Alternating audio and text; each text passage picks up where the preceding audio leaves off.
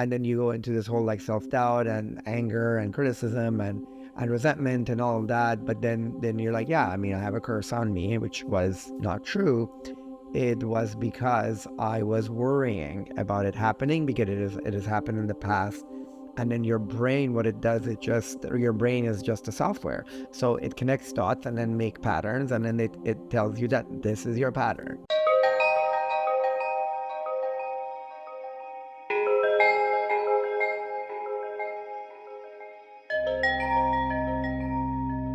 Hello, everyone, and welcome back to the Soulful Intuitive. I want to thank you for liking, sharing, and subscribing. And I hope that you have been enjoying the warmer weather if you live in the Northern Hemisphere. I had a session with my therapist today, and we were talking about the power of mind, and we discussed a certain aspect of the mind power when it comes to healing your physical issues and your diseases. As we were talking, she reminded me of someone in my family growing up. I had a family member who would get cold sore, like right here. And she would get it anytime somebody mentioned the word cold sore, to the point that if somebody said it,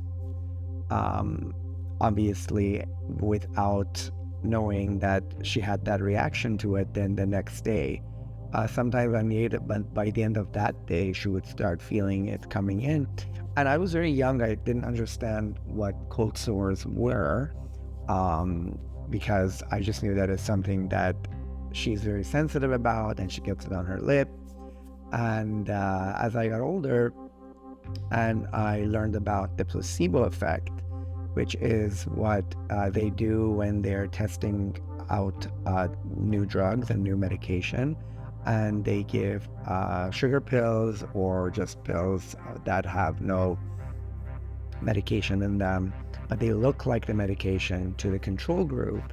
And the control group, they're told that this is the new medication. For example, let's say it's a painkiller, or let's say it's a new cancer drug. And surprisingly, the placebo group always shows improvement by 30%, sometimes 40% improvement in their symptoms and in their problem, like the physical ailments that they have, show improvement. And we were discussing this particular matter because it's something that I remember from my childhood. And then fast forward to then our current issues, let's say you are coming down with a cold, or I remember this specific period where I got strep throat, and I never got strep throats before. I knew growing up some of my friends would get it periodically, and it just so happened that I got it, I got treated for it, and then it came back, and I had to call in sick for work. And I was reading Louise Hay, You Can Heal Yourself. That's the title of the book. I was reading that, and she actually, at the end of her book, she has a chart for a lot of the physical ailments, from arthritis to sore throat to like infections to all of those known diseases. And she has a cause for it, a few different causes, and emotional. They're always emotional. They're not like physical. And then she also has an affirmation that you say. And I remember that day, I was sitting on my couch and my throat was throbbing, because for any of you out there who've had strep throat, it's a very sharp pain. It's very different than normal sore throat that people get when they have the flu or the cold. And I was sitting on the couch and I started saying that, you're safe, I love you. The affirmation was just basically sending love to that area. And I was told by my friend who's a doctor that you need to go on another course of antibiotics. And then I was just thinking, well, I mean, I went on it and it came back, and then his definition or his explanation was that, well, sometimes you need like a second course. So I just was like thinking about it, but instead of calling the doctor and making an appointment, I did that affirmation from the book for an hour, and I really concentrated on that area and sending that emotion that I was feeling behind the words. And to my surprise, my strep throat was over by the end of that day, and it has been 15 years. It has never come back. But there are a series of these events that I can think of in both ways. Like sometimes you come in contact with someone and then they hug you or kiss you, and then they're like, oh, sorry, I'm just getting over a cold. And then you just get stuck on that. And then you're like, oh, like I'm going on a trip, I have a party coming up, or I have like full days of work ahead of me, or I'm entertaining, like I have a surgery coming up. And you start worrying, which means that you're giving attention to what you don't want to happen. And sure enough, you're going to get it. And when I used to travel a lot, I used to think that I had a travel curse, because every time we wanted to travel, I was thinking to myself that, I have to, like, as a hairstylist, you have to work extra hard before you go away, and you have to work extra hard when you come back, because you have to fit in all the people who normally you would see throughout the time that you're going to be away before the time of your departure. And then the ones that you couldn't get in, you have to get it right after you come back. So long days before you go and long days after you come back.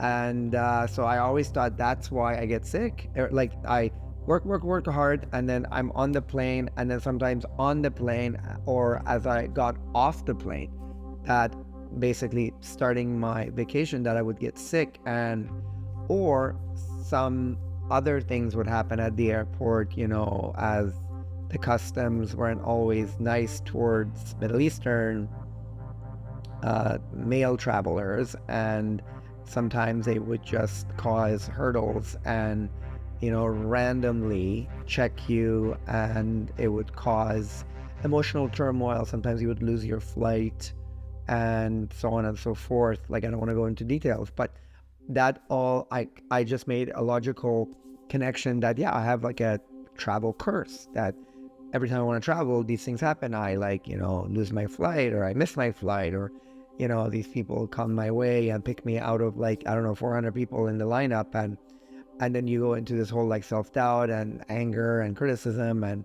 resentment and all of that. But then you're like, I have a curse on me, which was not true. It was because I was worrying about it happening, because it has happened in the past.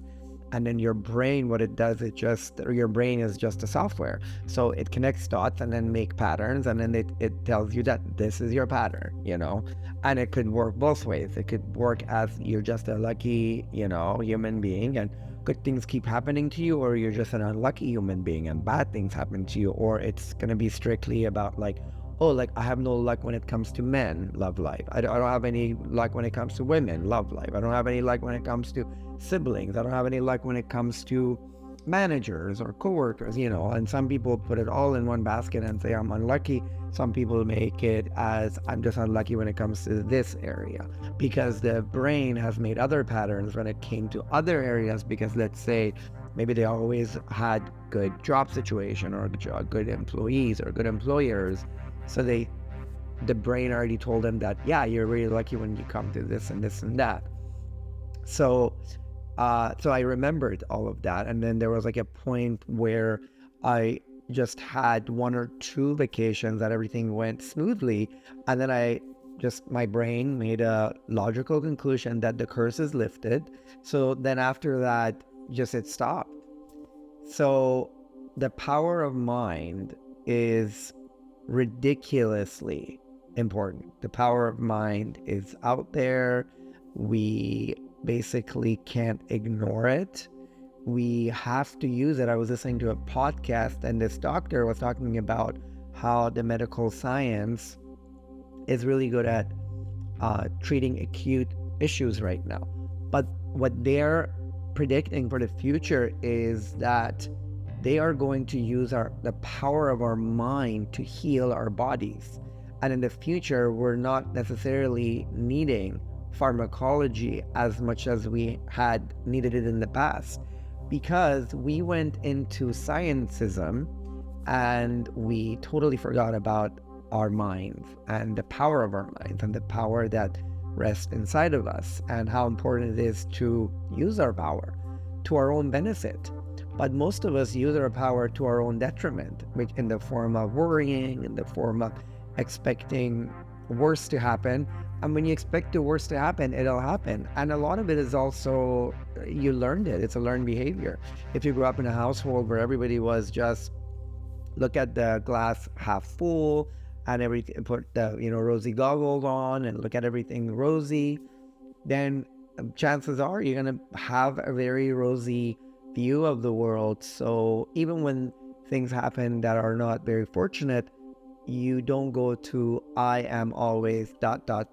which is some negative adjective or some negative title to who you are in state of your being. Like, people, let's say if they grow up and they were told by people around them that you're smart or you're beautiful, you're lucky, or you're sharp, or you're unattractive, or you're slow, or you're never gonna like make it into anyone of importance, or you're never gonna be anyone, then when you believe it, and then it will happen. And people think that then the universe is such a horrible place because all they have is just bad luck, or all they have is series of unfortunate events, and they don't know that where the energy goes, the life will unravel like that. When the energy goes, the results will happen. So if you are focusing a good portion of your days or nights on things that are very desirable for you, and then those things will keep coming up. I will tell you another story because I am a person who learns from stories, and that's why I give stories and examples, because that's how I learn, and that's how I think that your points come across a lot more authentically. So we just had to change the roof of our house, and through some miracle, we found a way to do it for a portion of the cost in the most professional way. And so that was like a week ago. And one of the people who came and checked out our roof gave us a quote and told us what was wrong with our roof a year ago. He texted me out of nowhere 2 days ago that, I'm going to come and get your roof done on Tuesday, which would have been 6 days or 5 days after the roofers that actually did do our roof show up last week.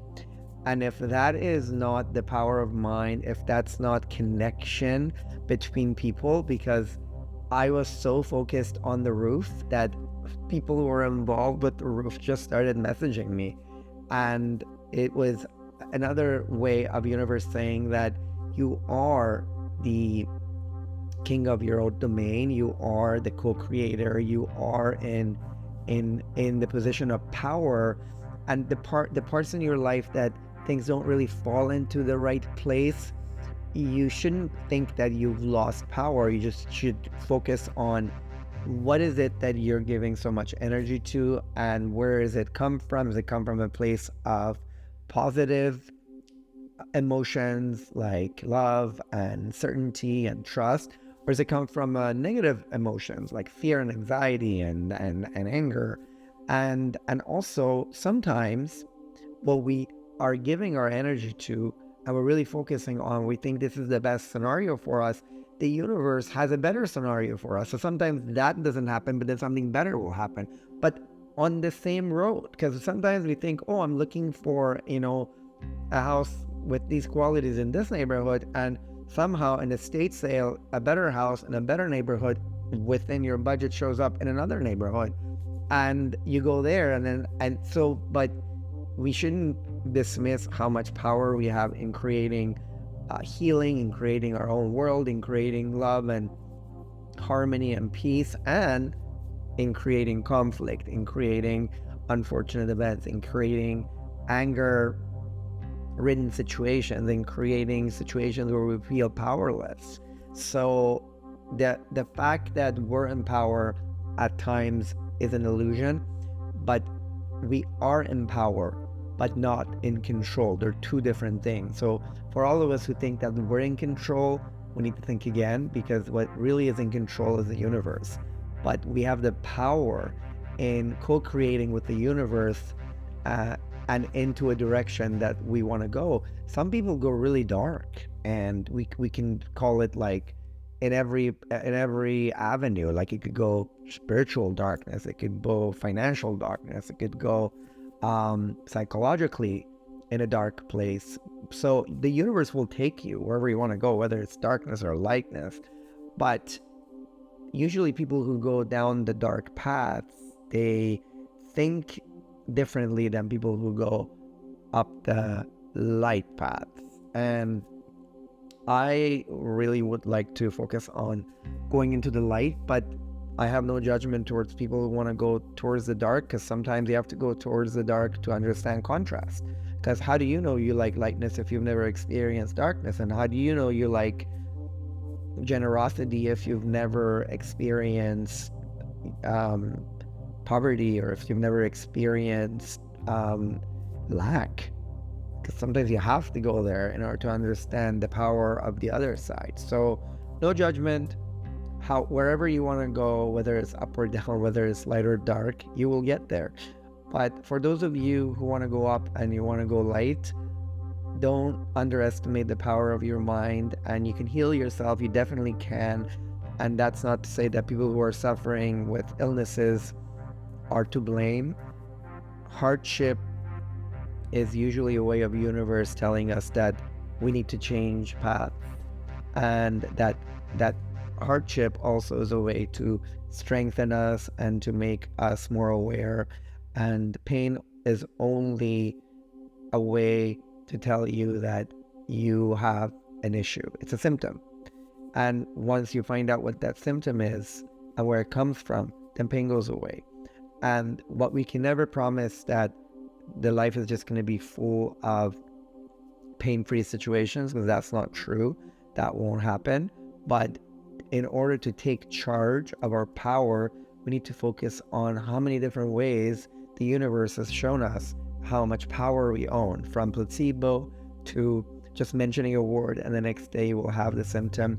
So just imagine if you could use your mind to the opposite direction. You can mention the word love, and then the next day you'll fall in love, or you'll find someone who will give you that sense of, or share that sense of love and wonder with you. You can mention the word abundance, and the next day or the next minute or the next hour, you will experience abundance, because these concepts, abundance and love and growth and harmony and peace, these are just different aspects of what you want to call fifth dimension. So people think that dimensions are like this, but actually we're going like that, and dimensions are vertical. So we can just go through different dimensions a few times a day without even knowing it, because there are moments and there are times in our daily lives that we feel very abundant, we feel vast, we feel powerful, we feel in the flow, we feel harmony. And those are the times when we are no longer in the third dimension and we are in the fifth dimension. So that is something that I learned from a podcast a couple of weeks ago. And it's the best way that I ever came close to understanding other dimensions. And that was, they are vertical and we are horizontal, and we go through them. So that's it. This is for just a little bit of how we can empower ourselves, and the example of how it works when we use the power of mind in terms of science, which is placebo, and then the examples that I have personally have come across, and hope that it works for you. And please take a moment to think about your own experiences and how quickly sometimes your mind delivers. Thank you very much, and have a wonderful day.